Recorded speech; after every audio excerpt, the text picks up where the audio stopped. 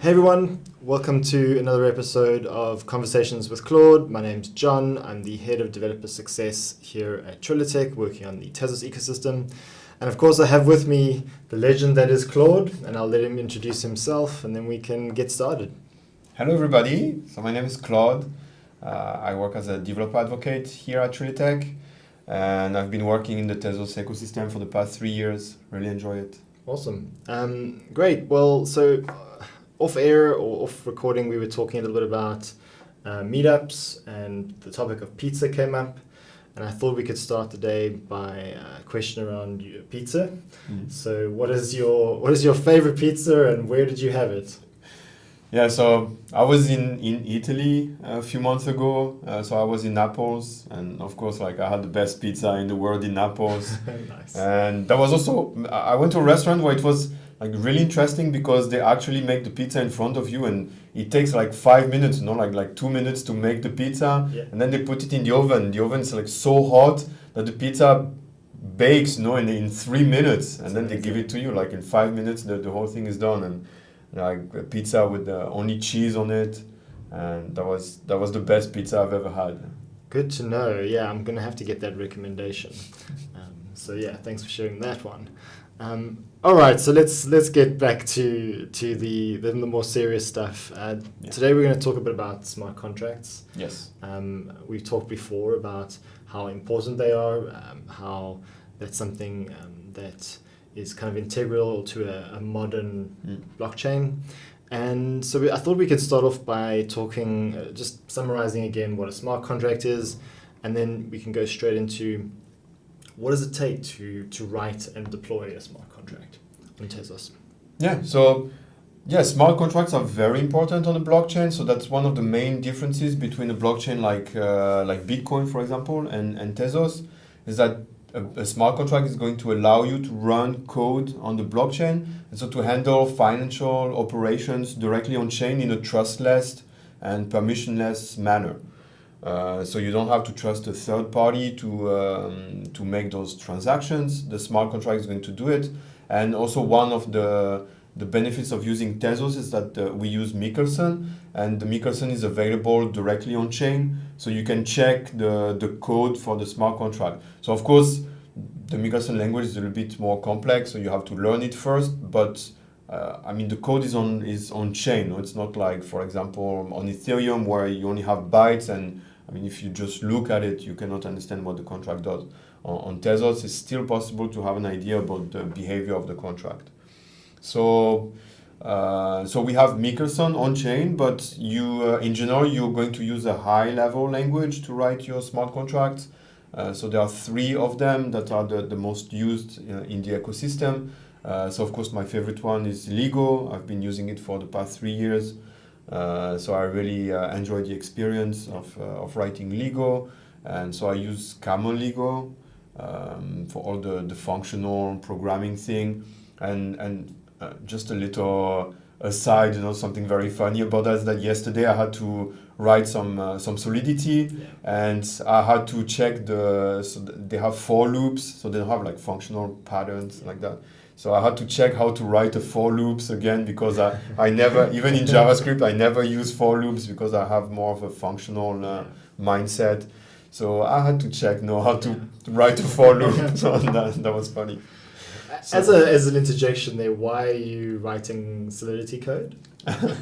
So I'm writing an FA2 contract. So I'm trying to port the FA2 standard into Solidity in order to compare Michelson with Solidity and see why we have a better smart contract language. Yeah. Nice. And spoiler alert, we do have a better. We do. Okay, great. We'll definitely have to talk more about that soon. Yeah. But yeah, back to. Yeah. So Common Lego, as the first language to write smart contracts. You can also use SmartPy.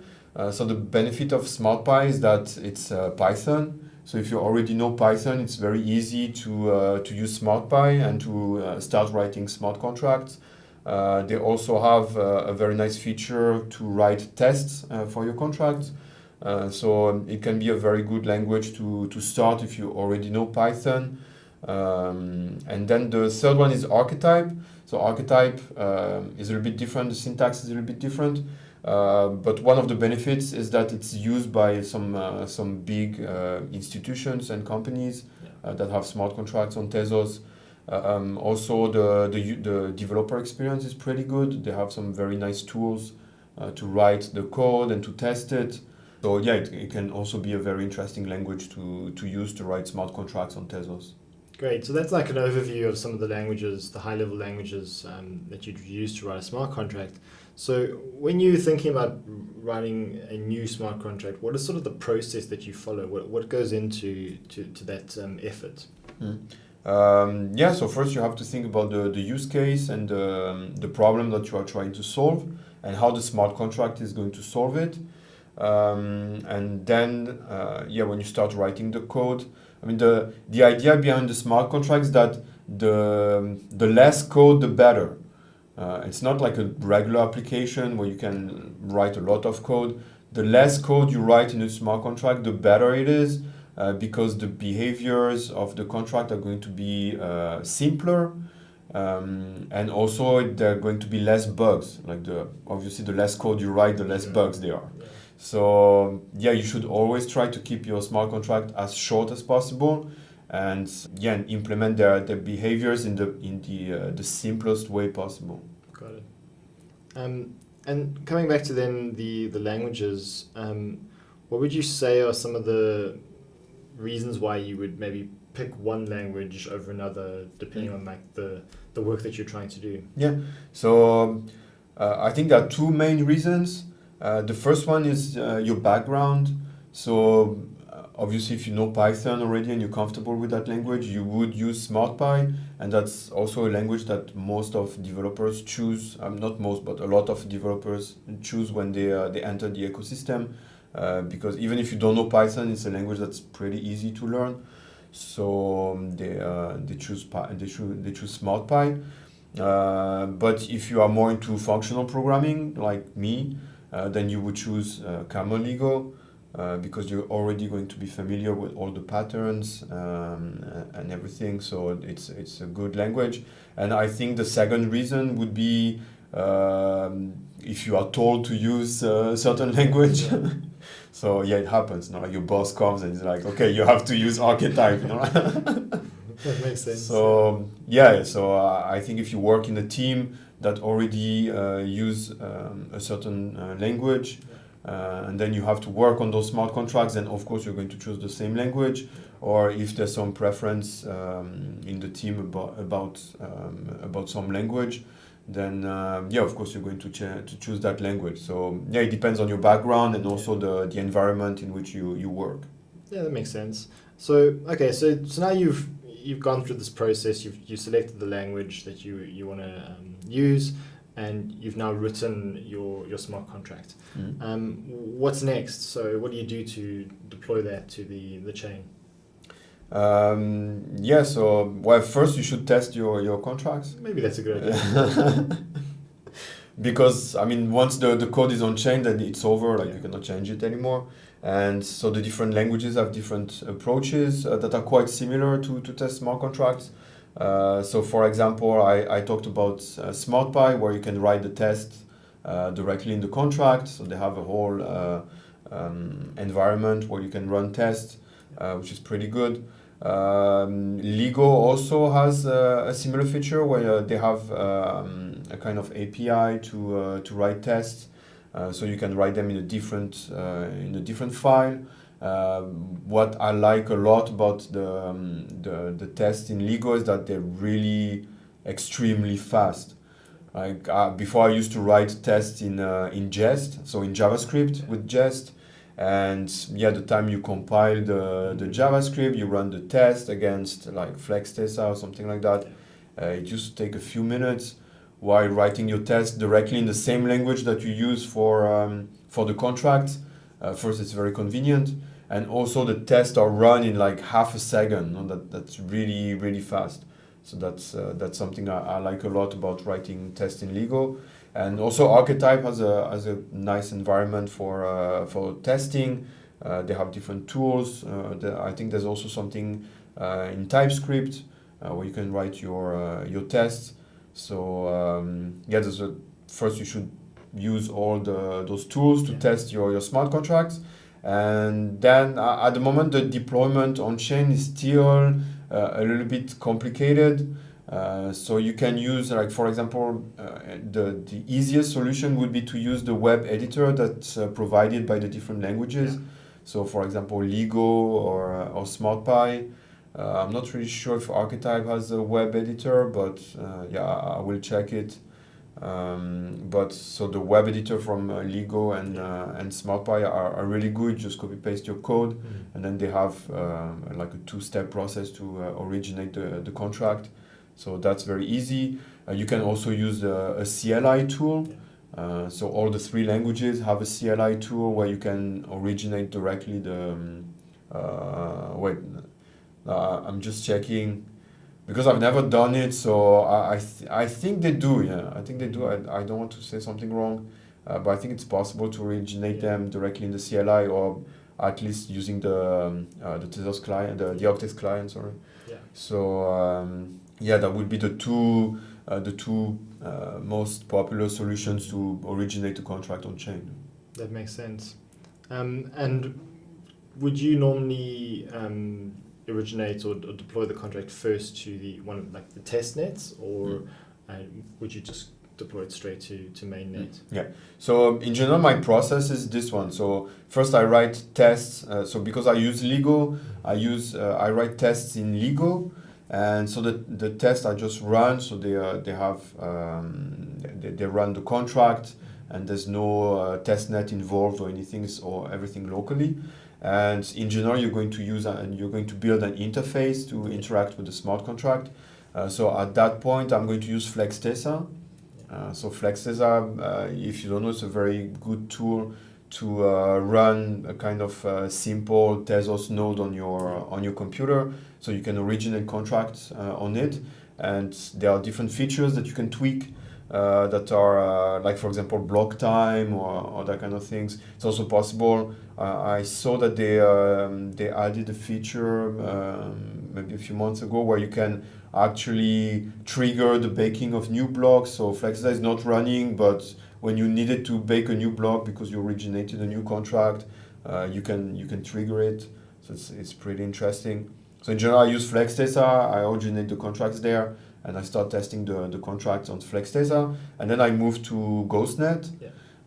So GhostNet is the permanent testnet on Tezos, because we also have other testnets that are either restarted regularly, like every Monday or every month or something like that. Also testnets that are just used for the next upgrade. So for example, right now we have the Nairobi net, but this one is going to die after the upgrade.